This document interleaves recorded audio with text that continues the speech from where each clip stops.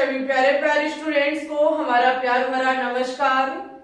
आज हम आपके लिए हाइड्रोकार्बन का एपिसोड 7 लेकर के आए हैं, जिसमें एल्कीन के निर्माण की विधियों पर बात करेंगे। जैसा कि सभी स्टूडेंट्स को पता है कि इस टाइम हमारा हाइड्रोकार्बन क्लास 11th का चैप्टर चल रहा है, जिसमें एल्कीन और एल्काइन ये 3 पार्ट हमको पढ़ने होते हैं। एल्केन पार्ट हमारा पूरी तरीके से हमने फिनिश करा दिया।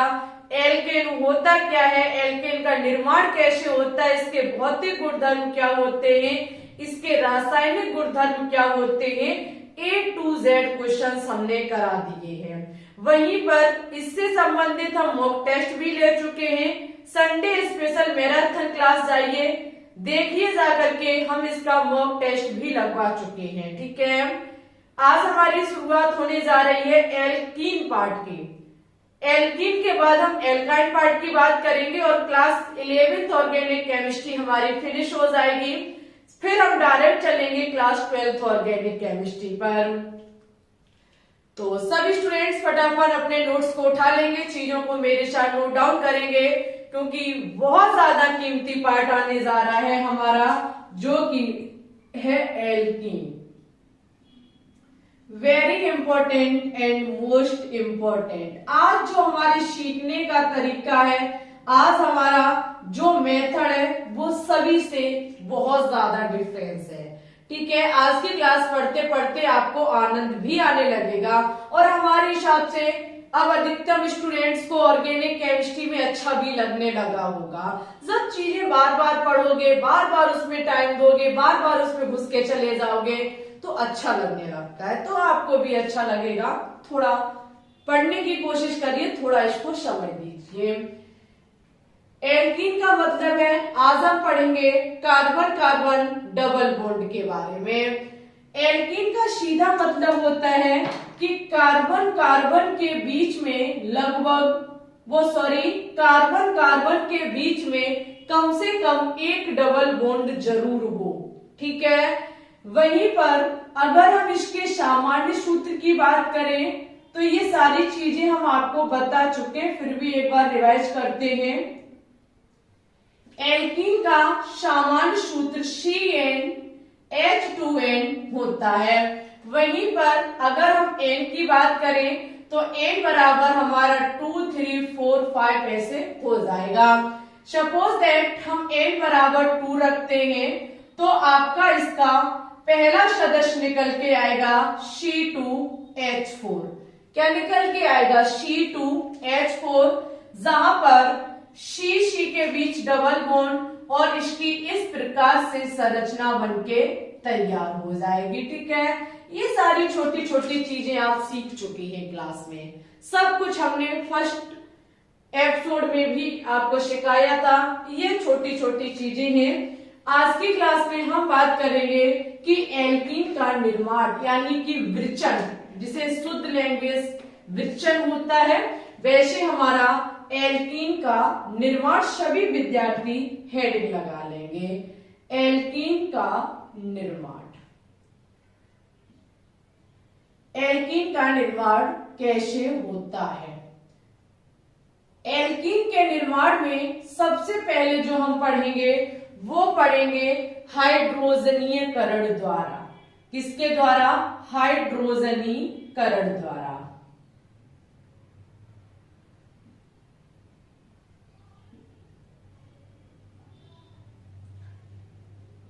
देखिए भाई, आज जो हम एल्कीन फर्स्ट मेथड पढ़ने जा रहे हैं निर्माण का, हाइड्रोजनीयकरण, शब्द से समझ में आ रहा है कि यहाँ पर हाइड्रोजन को जोड़ना है।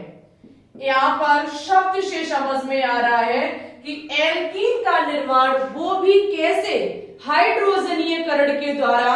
और हाइड्रोजनीयकरण का मतलब हाइड्रोजन का जुड़ना। ठीक है, अब हम हाइड्रोजन जोड़ेंगे किसमें? सबसे बड़ी समस्या, सबसे बड़ा आज का प्रश्न कि हम हाइड्रोजन को जोड़ेंगे किसमें।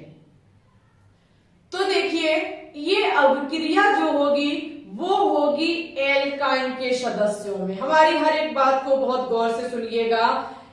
हाइड्रोजनीयकरण मेथड जिससे हम एल्कीन का निर्माण करने वाले हैं, ये अभिक्रिया जो होगी, ये प्रोसेस जो होगी, वो होगी एल्काइन के सदस्यों में।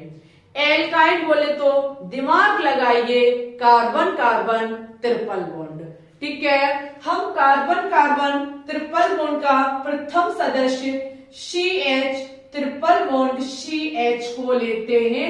सभी को पता है ये हमारा एथाइन होता है। ठीक है, एल्काइन का प्रथम सदस्य एथाइन होता है, CH ट्रिपल बॉन्ड CH।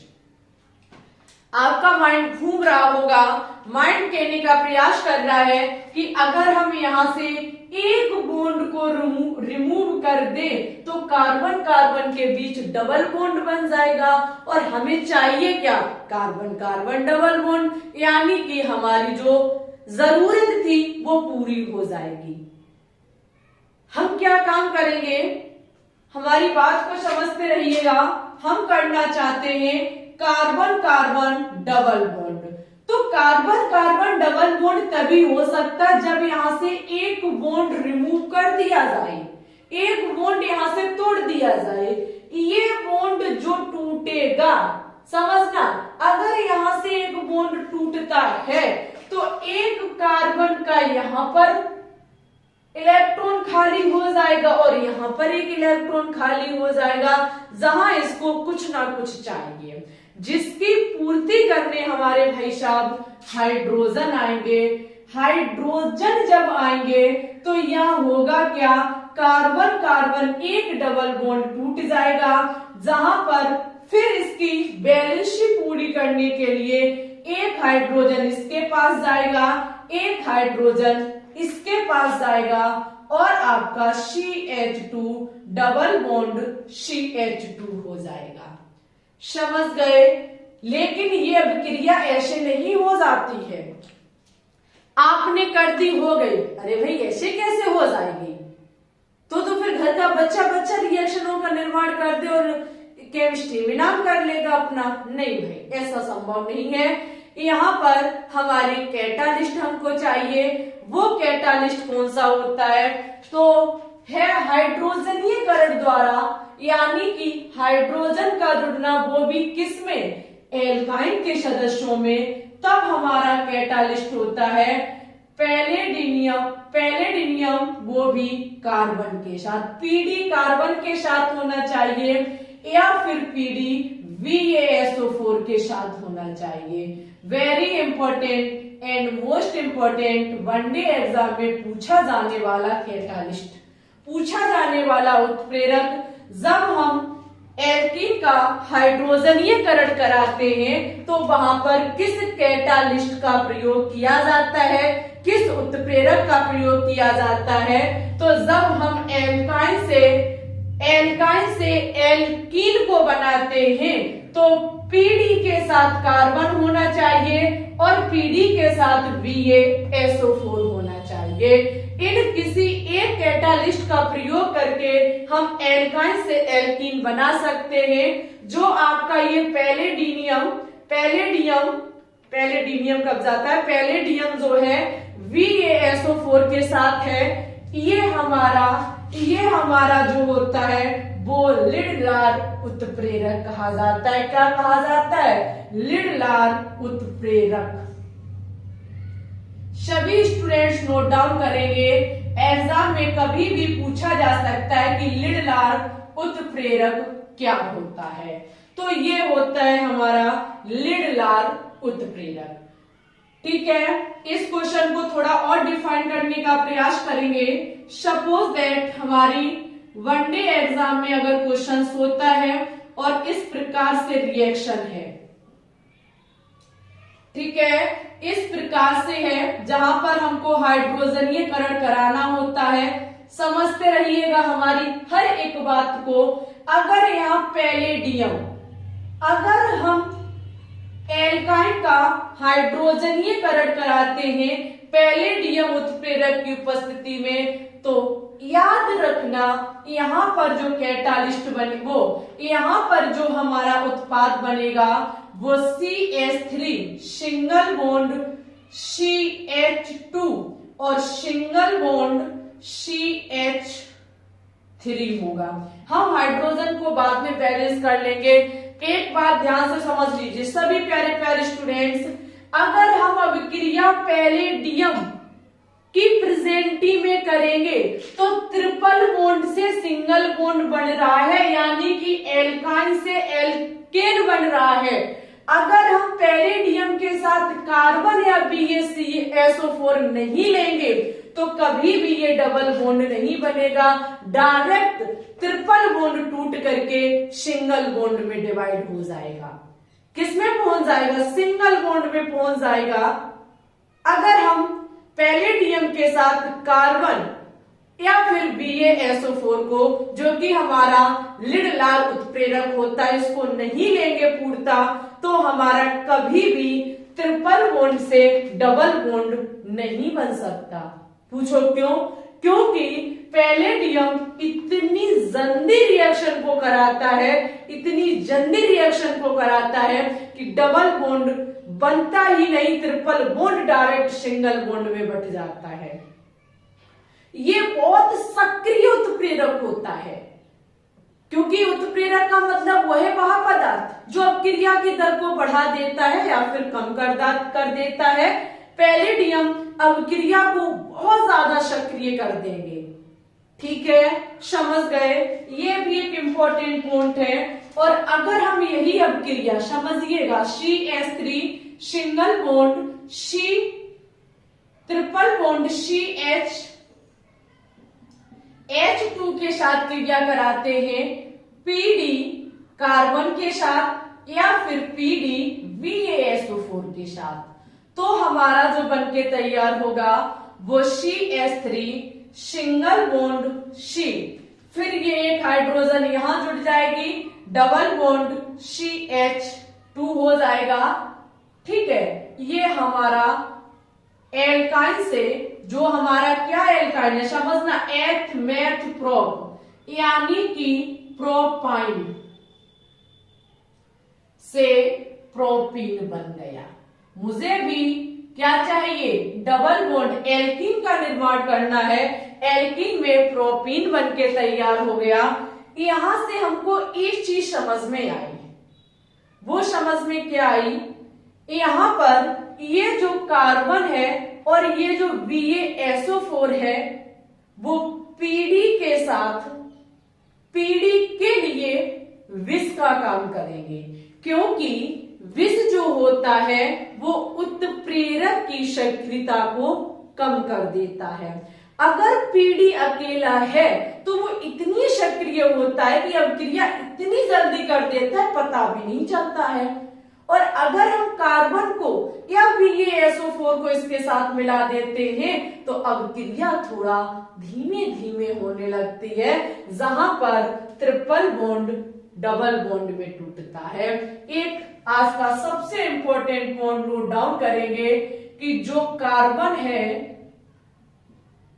जो कार्बन और BaSO4 उत्प्रेरक, कौन सा उत्प्रेरक? PD उत्प्रेरक के लिए, PD के लिए विष का काम करेंगे।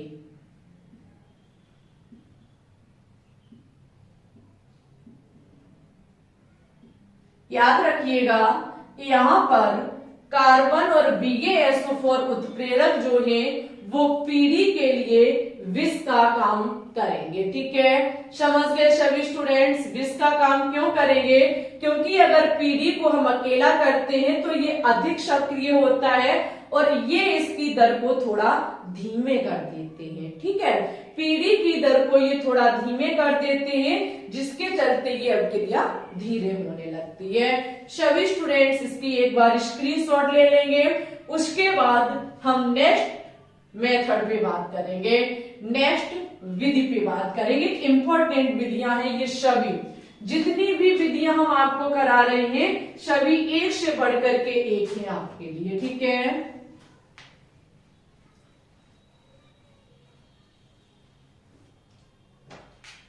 अब सेकंड नंबर पर जो हमारी रिएक्शन होगी वो होगी वी हाइड्रोहेलोजनीयकरण द्वारा। सभी स्टूडेंट्स हेडिंग लगाएंगे वी हाइड्रोहेलोजनीयकरण द्वारा।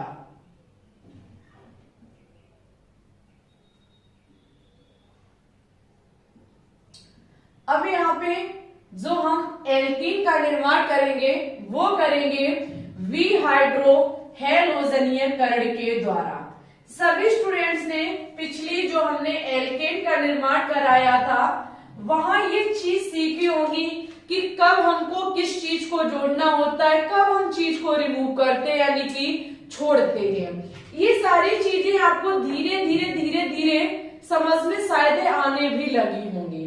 जैसे कि वी हाइड्रोहेलोजनीयकरण की बात करें तो वी का मतलब यहाँ पे होता है निकालना। यहां से होगा क्या, हम हाइड्रोजन वी हाइड्रोहेलोजनीयकरण में हाइड्रोजन कोमा हेलोजन, हेलोजन जो होता है उसे हम X से दर्शाते हैं, हेलोजन को निकालना है। वी हाइड्रोहेलोजनीयकरण अभिक्रिया में हमको हाइड्रोजन और हेलोजन परिवार के किसी भी तत्व को निकालना है।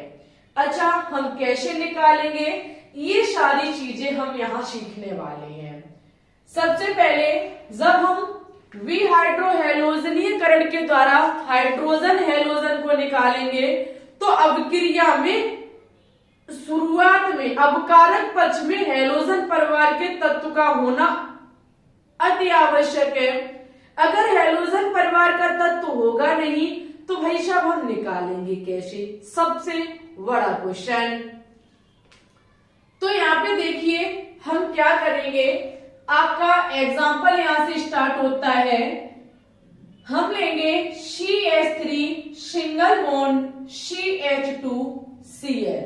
हर एक बात को ध्यान से समझते रहना। CH3 single bond CH2 single bond Cl। हमको क्या करना है, ये तो तय है कि हाइड्रोजन और हेलोजन को बाहर करना है जिससे हमें एल्कीन का निर्माण करना है भाई साहब। तो हमने एक ऐसा यौगिक लिया जिसमें हेलोजन है जो कि हमारा chloroethane CH3 single bond CH2, एक हाइड्रोजन को यहां से रिमूव किया और हमने Cl को कनेक्ट कर दिया किसमें, एथेन में से। ठीक है, अब हम यहां से क्या करेंगे, हमको एल्कीन का निर्माण करना है। तो सबसे पहले हम हाइड्रोजन और हेलोजन परिवार का तत्व क्लोरीन को रिमूव कर देंगे, निकाल देंगे। जब हम यहां से इसको निकालेंगे तो एक चीज माइंड में आपके बैठ रही होगी कि इस कार्बन से ये क्लोरीन चला गया। इस कार्बन का एक इलेक्ट्रॉन या हम कहें एक जो बॉन्ड पेयर, सॉरी यहाँ पर एक बंध जो है वो आपका टूट जाता है, जो कि एक क्लोरीन के साथ जो बंध बना हुआ था वो क्लोरीन अपना इलेक्ट्रॉन लेकर के अलग हो जाता है और कार्बन का इलेक्ट्रॉन कार्बन पे बच जाता है। और हमेशा याद रखना, जिस कार्बन पर हेलोजन परिवार का कोई तत्व लगा हुआ है उसके पास वाले कार्बन से ही हाइड्रोजन उसके साथ जाएगा। समझे, जिससे हेलोजन परिवार का तत्व लगा हुआ है उस कार्बन के पास वाले कार्बन से ही उस हेलोजन परिवार के तत्व के साथ हाइड्रोजन निकलेगा। तो यहां से Cl गया, यहां से हाइड्रोजन गया। जब यहां से हाइड्रोजन गया, यहां से Cl गया तो दोनों का एक एक इलेक्ट्रॉन खाली हो गया। जहां से इसका भी एक इलेक्ट्रॉन, इसका भी एक इलेक्ट्रॉन आपस में बॉन्ड बना लेंगे। जहां से यहां आपका CH2 बचा था, डबल बॉन्ड CH2 यानी कि एल्कीन, वो भी एथीन का निर्माण आपका हो जाएगा। समझ गए, हाइड्रोजन और ऑक्सीजन को निकाल करके हम निर्माण कर सकते हैं एल्कीन, जो अभिक्रिया हमारी वी हाइड्रो हेलोजन ये करण कहलाती है। नेक्स्ट एग्जांपल भी हम देखेंगे। अगर हमारा इस प्रकार से है CH3 single bond CH2 single bond CH single bond, यहां से क्लोरीन कनेक्ट है और यहां हमारा है CH3। एक क्वेश्चन छोटा सा हमारा रह गया, ये क्रिया आप कहीं बिना कैटालिस्ट के हो जाए तो ये संभव नहीं है। यहाँ पर कैटालिस्ट जो हमको लेना होता है वो एल्कोहलिक या तो सोडियम हाइड्रोक्साइड या फिर पोटेशियम हाइड्रोक्साइड। यहाँ पर कैटालिस्ट लिख लीजिए, यहाँ पर कैटालिस्ट यूज करना होता है एल्कोहलिक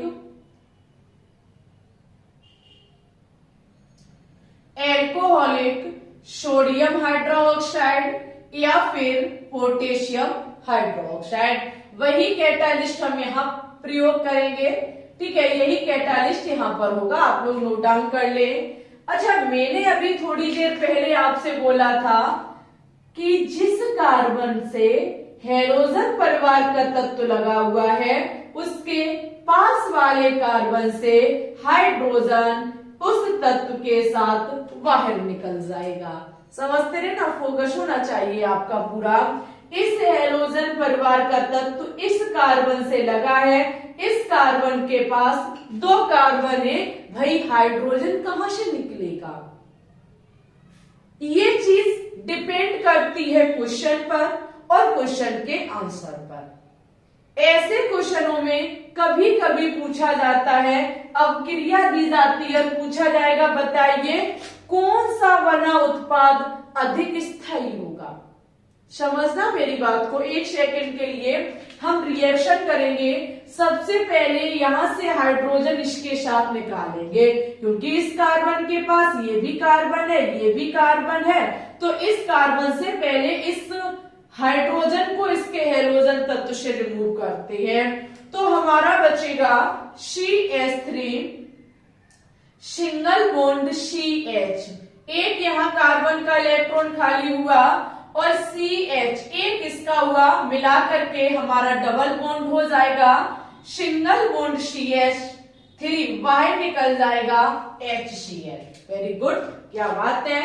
अब हम क्या करेंगे, CH3 single bond CH2 single bond CH single bond CH, इससे लगी हुई है हमारी Cl।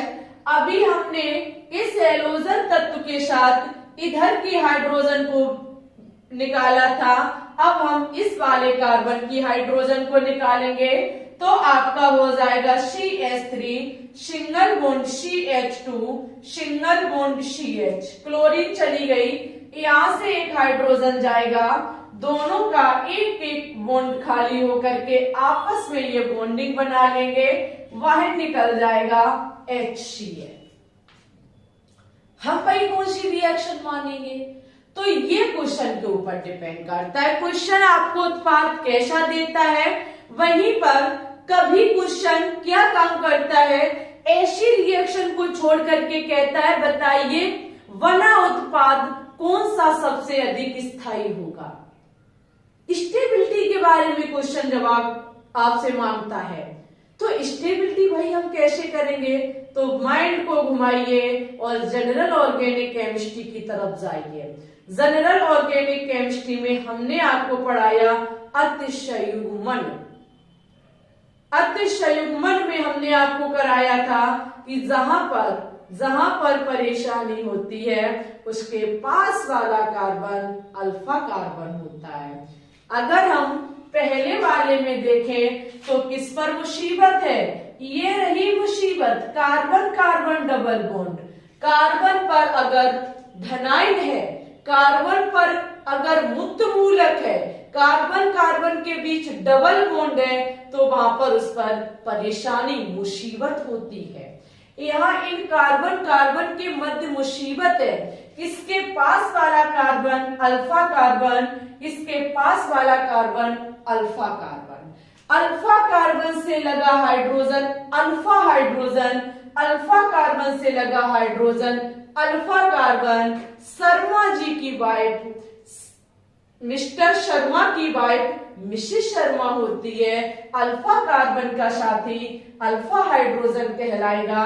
अल्फा कार्बन का साथी अल्फा हाइड्रोजन कहलाएगा। इसी प्रकार से यहाँ पर भी कांड जो है वो हुआ रखा है। इस कांड को जब आप देखेंगे, इसकी मुसीबत को जब आप देखेंगे, इसका पास वाला कार्बन अल्फा कार्बन से लगा हाइड्रोजन अल्फा हाइड्रोजन।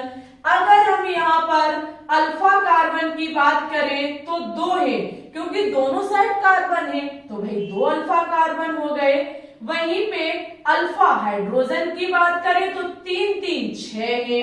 ओके, अगर यहाँ पे देखें तो अल्फा कार्बन ओनली 1 है, ये आपका बीटा कार्बन माना जाएगा। अल्फा कार्बन का पास वाला बीटा कार्बन का पास वाला गामा कार्बन होता है।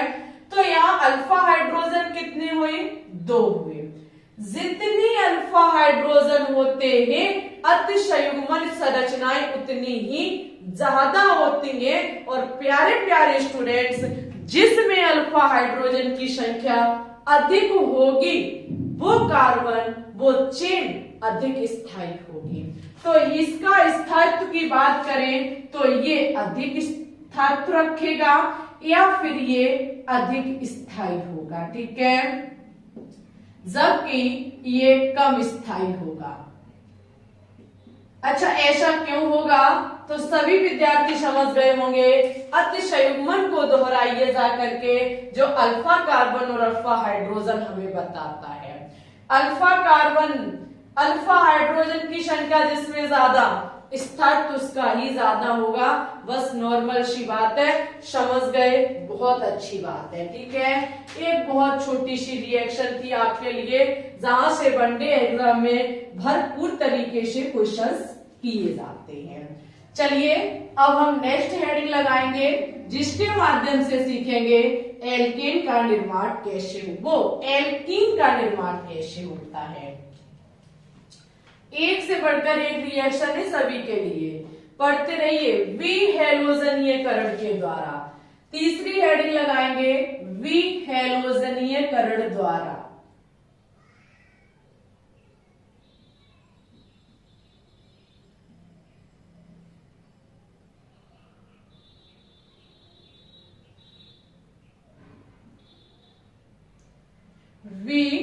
विहेलोजनीयकरण के द्वारा हम क्या काम करेंगे?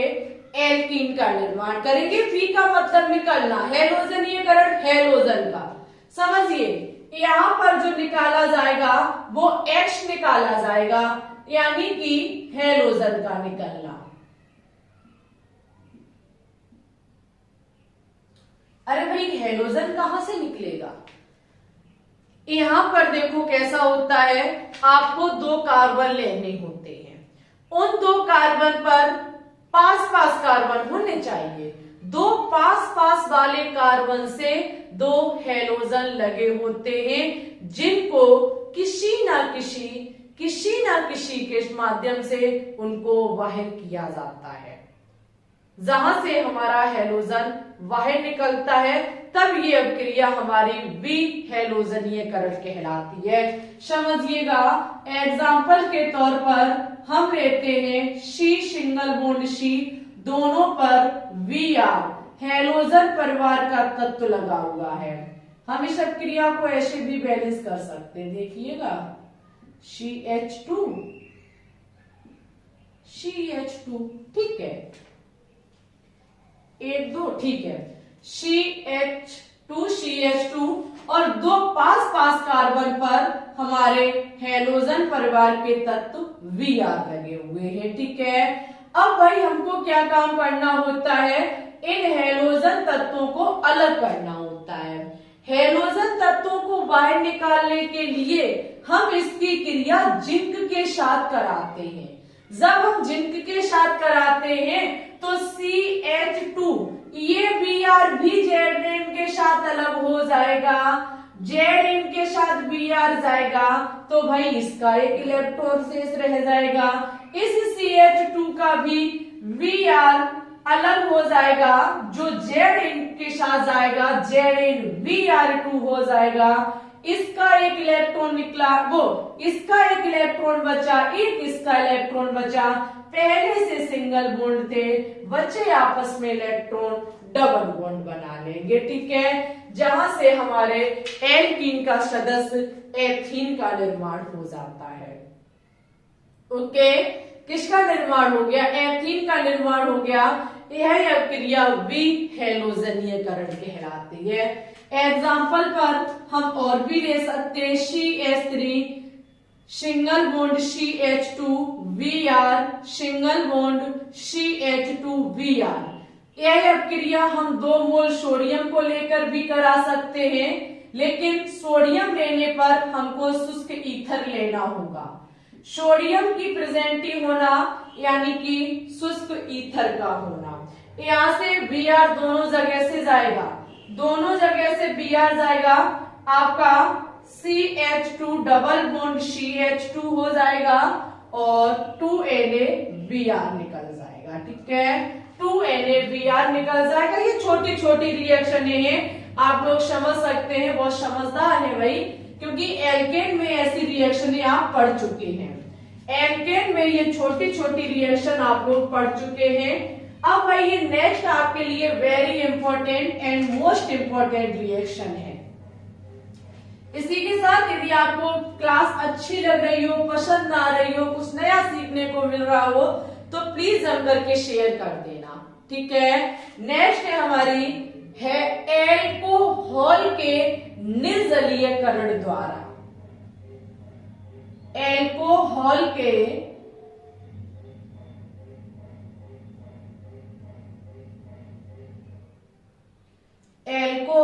के निर्जलीयकरण द्वारा।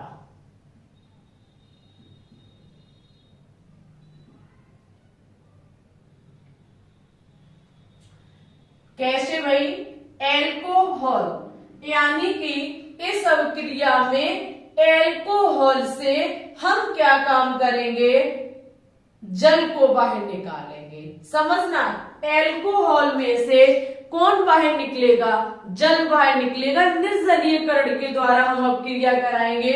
साधारण लैंग्वेज में लिख लीजिए, जल का निकलना। किसका निकलना?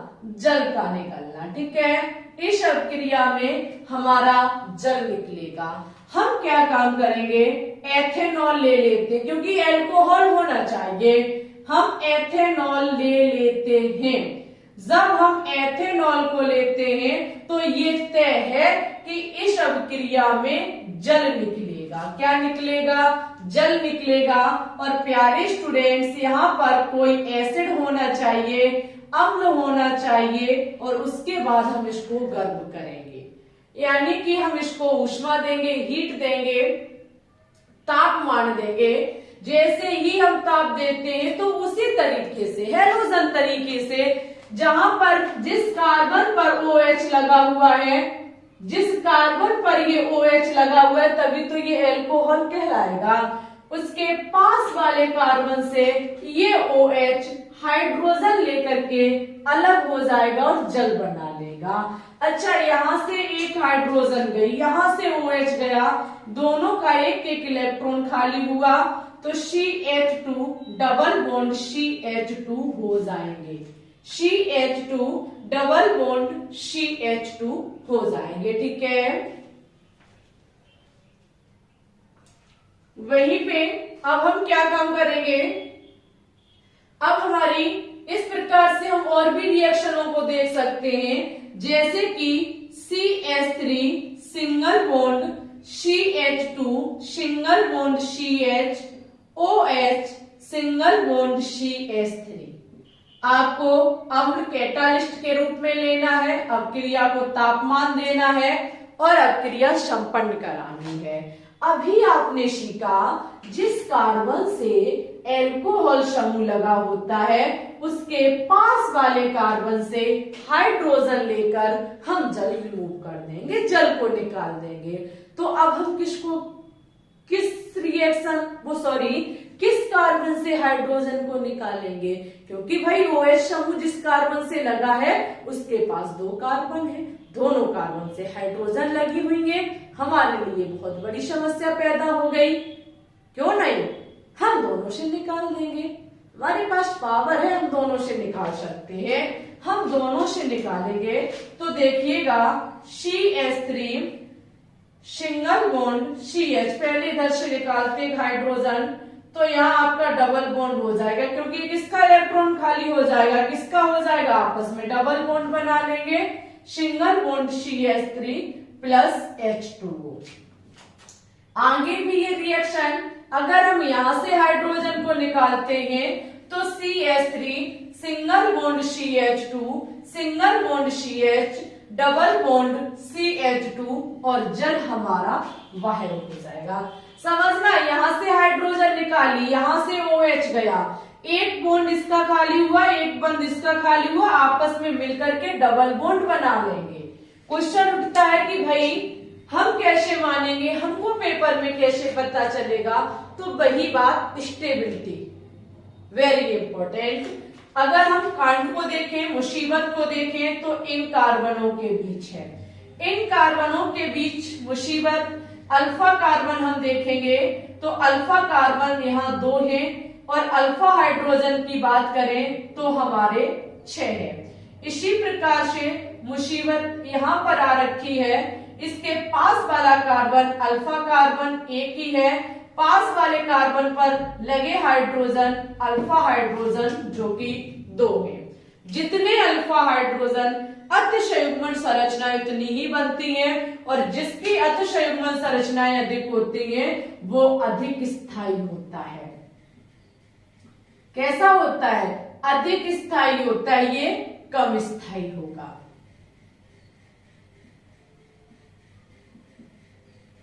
क्योंकि इसके अल्फा हाइड्रोजन की संख्या कम है तो कम स्थायी, और अधिक होती तो अधिक स्थायी। ठीक है, बस यही हमारे कुछ 4 मेथड थे जिनके माध्यम से आपने एल्कीन का निर्माण देखा कि एल्कीन का निर्माण कैसे किया जा सकता है।